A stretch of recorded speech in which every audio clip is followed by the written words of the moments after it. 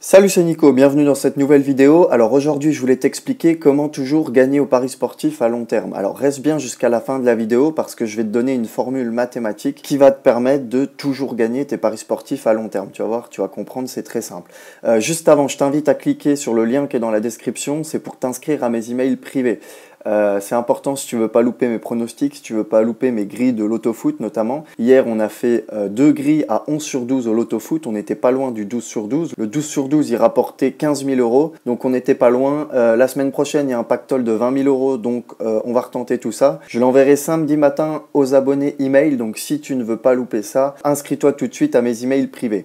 Voilà. Alors, comment gagner à long terme au paris sportif? Alors, la technique, elle est simple. Il faut trouver ce qu'on appelle des value bets. Value bet, voilà.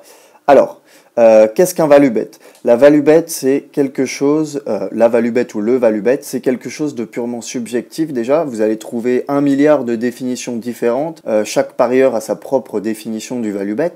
Moi, je vais vous donner une définition que j'ai trouvée sur un site anglais avec laquelle je suis totalement d'accord. C'est qu'un value bet, c'est un type de pari purement mathématique. En fait, lorsque vous pariez sur une value, sur un value bet, vous ne faites pas attention aux critères classiques qu'utilisent la majorité des parieurs, c'est-à-dire regarder le classement, regarder la forme des équipes, regarder l'historique des confrontations, regarder les blessures, etc.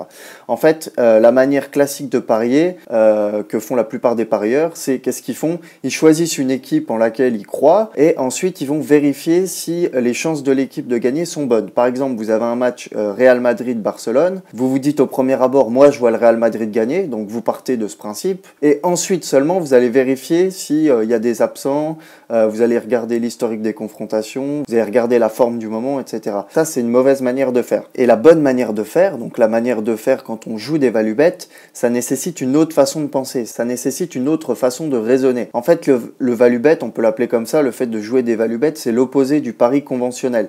Puisque là, on va pas choisir une équipe, mais on va choisir une cote.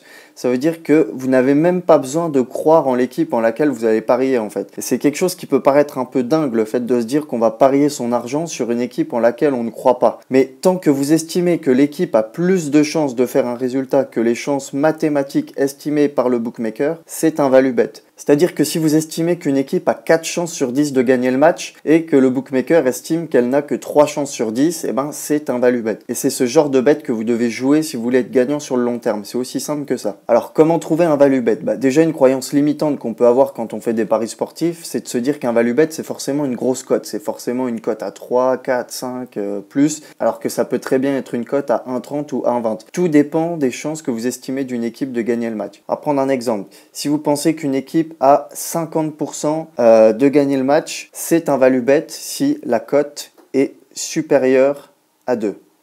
Voilà, c'est aussi simple que ça. Alors, ça c'est subjectif, c'est à votre analyse perso, vous faites votre analyse et vous pensez que l'équipe a 50% de chance de gagner le match. Si la cote est supérieure à 2, c'est un value bet. Et à l'inverse, si vous pensez qu'elle n'a que 40%, on va dire, voilà, 40% de chance de gagner le match, ce n'est plus un value bet. Donc je vais te donner la formule pour trouver un value bet. Donc la formule pour trouver un value bet, c'est très simple, c'est cote,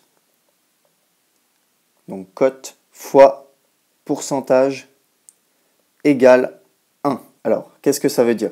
Le pourcentage déjà, c'est votre opinion subjective sur les chances de l'équipe de gagner le match. Voilà, comme je l'ai montré précédemment, ça peut être 50%, 40%, 30%. C'est vous qui estimez les chances de l'équipe de gagner le match. Et donc, vous multipliez votre pourcentage par la cote. Si le résultat du calcul est un nombre supérieur à 1, c'est un value bet. Et si c'est un résultat inférieur à 1, ce n'est pas un value bet. Après, ça peut très bien être un bon pari, mais ce n'est pas un value bet. Tu vois, par exemple, donc si je reprends l'exemple de tout à l'heure, j'avais dit que j'avais une cote à 2, que je multiplie par les chances que j'estime de l'équipe, donc 50%, et faites le calcul, si vous faites 2 fois 50%, vous obtiendrez 1. Ce qui veut dire que si l'équipe obtient une cote supérieure à 2, ce sera un value bet. Donc voilà, ça c'est la formule mathématique. Après, il y a d'autres façons aussi de trouver un value bet. Il y a une question, la question à se poser en fait, pour savoir si ton bet est value.